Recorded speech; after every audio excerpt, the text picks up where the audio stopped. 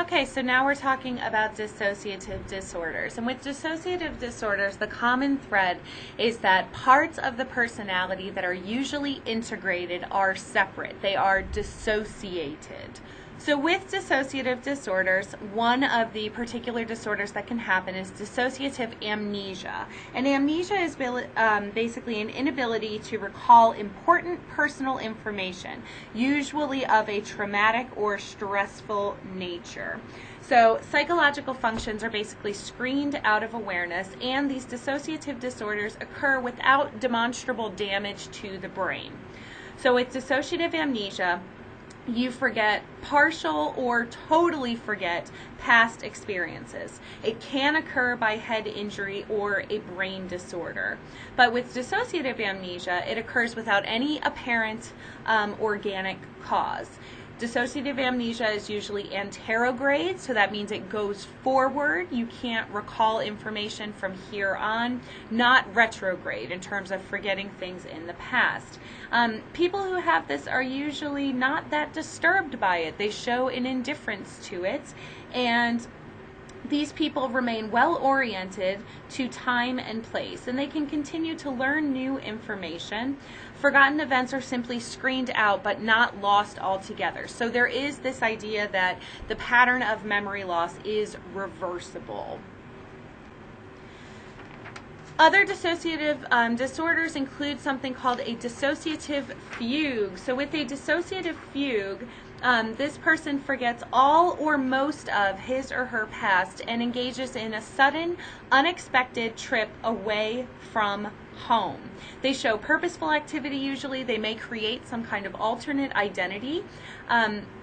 The individual's memory often suddenly remits and is amnestic for events while in the fugue state. The trips that these individuals take may range from hours to days or weeks. Some accounts of individual travel, there are accounts of individuals who've traveled over numerous national borders and gone thousands and thousands of miles. During the fugue, these individuals don't appear pathological. They don't really attract attention. But at some point, they're brought to clinical attention because they have this amnesia. They cannot recall recent events, or they lack some kind of identity awareness. When they return to the pre-fugue state, they may not recall the fugue at all. Oftentimes, too, with these dissociative disorders, we see them as the result of experience of trauma. Okay, so you've experienced some kind of traumatic event, and you might be repressing the memory because you can't deal with it. Other dissociative disorders include dissociative identity disorder. So this used to be called multiple personality disorder, and it's characterized by the personality breaking up into two or more distinct, well-integrated identities. One or more of the identities often has no knowledge that the other one exists, okay? So oftentimes there's amnesia among the different personalities. The host is the original personality, so this is the person basically that you were born as, and then the alters are the personalities that develop later on down the line. Personalities may divide up this emotional life, or they might divide up other areas of functioning. So oftentimes they'll differ in age, in gender, in general knowledge, affect, the way that they relate to other people. Their handwriting might be different. Their mannerisms can be very, very different. The disorder may be a way that children use to distance themselves from the experience of abuse. So oftentimes, this particular disorder develops in individuals who have experienced chronic, sustained levels of abuse as children. And we know that children, first, they don't have the emotional maturity to be able to deal with the effects of abuse. And secondly, oftentimes abuse occurs within the context of the familial relations. So oftentimes the child knows the abuser in some way. It might be a parent, it might be a family friend, but often the child is dependent on this abuser for caregiving responsibilities.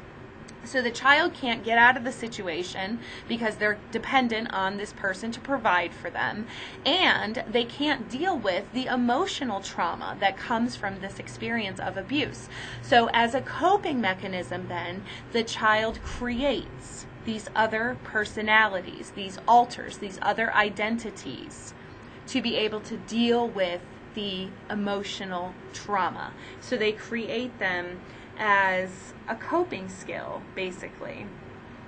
Oftentimes, the host is usually very passive, feels guilty, depressed, dependent, and then oftentimes there is at least one alter who is a very, very dominant personality. This is like the strong personality who can take over, who can defend everyone.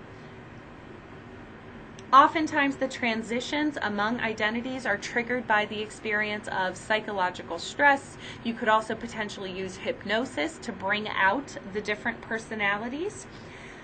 The average time period between the first symptoms and the diagnosis of this disorder is between 6 and 7 years.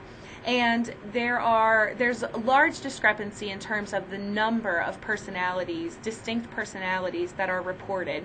So ranges span between as few as 2 distinct personalities and as many as 100 personalities.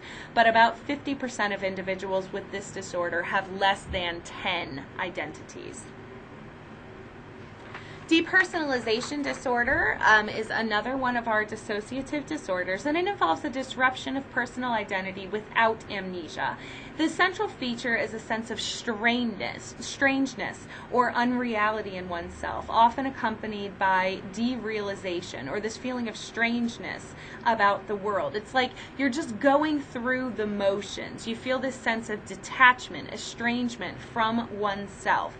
You might feel like you're an automaton. You're basically living in a dream or living in a movie. You might have sensory anesthesia or a lack of affective response, this sensation that you lack control over your actions, almost like somebody else is kind of controlling your actions, including speech. But you retain the awareness that this is only a feeling and that you're not really an automaton, okay? So you have some level of insight. You only make this diagnosis if the symptoms are severe enough to cause severe impairment or distress in functioning. It's very common in everyday life to experience derealization, to feel like you're just kind of going through the motions, especially, let's say, you're really stressed about something or maybe you're incredibly tired. This feeling of derealization is very, very common.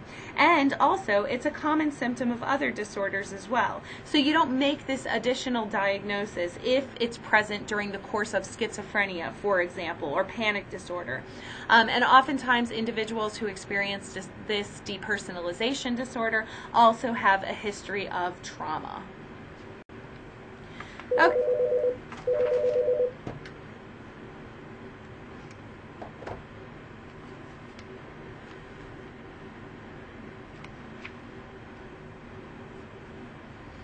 Okay, if you are trying to assess, let's say that somebody comes into your office and you suspect that there might be some kind of dissociative disorder going on, you would assess for a number of different areas. So first you want to know, does this person have a history of blackouts? Do they have times where they just can't remember what happened? Have they gotten things in an unexplained way, particularly possessions? So maybe, let's say in the context of dissociative identity disorder, they have gone on a shopping spree, come back, and then the other personalities have no idea how all of these clothes got into this person's house.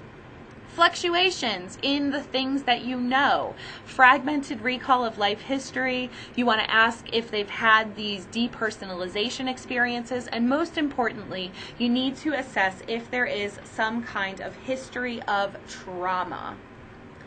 So in looking at the therapy for dissociative disorders, the most commonly used one is actually a psychodynamic therapy. And again, psychodynamic therapy says that dissociation is a defense. You split yourself into these different personalities, you dissociate or you disengage from reality so that you can deal with emotional trauma. And so then to treat dissociation, you basically need to engage in hypnosis to recall the repressed memories. Memory retrieval, you might be very traumatized when you're recalling this information, and so you retrieve it very, very gradually. So as you can imagine, this could likely be a very, very intensive, long-term therapy. With a behavioral or sociocultural perspective, these individuals say that dissociative disorders are a form of learned coping responses, and the production of these symptoms that these individuals create is created in order to obtain some kind of reward or some kind of relief from stress. So the person is adopting a social role that is reinforced by the consequences. Seeing this social role as a strategy to get sympathy from other people, to escape reality, so that you don't have to be responsible for your actions or for your behaviors. So then to treat this particular disorder, you treat the symptoms by not reinforcing them. Treatment involves expressing no interest in the alters. Okay, so that's the other personalities, and expecting the patient to take responsibility for any actions that are committed by the alters.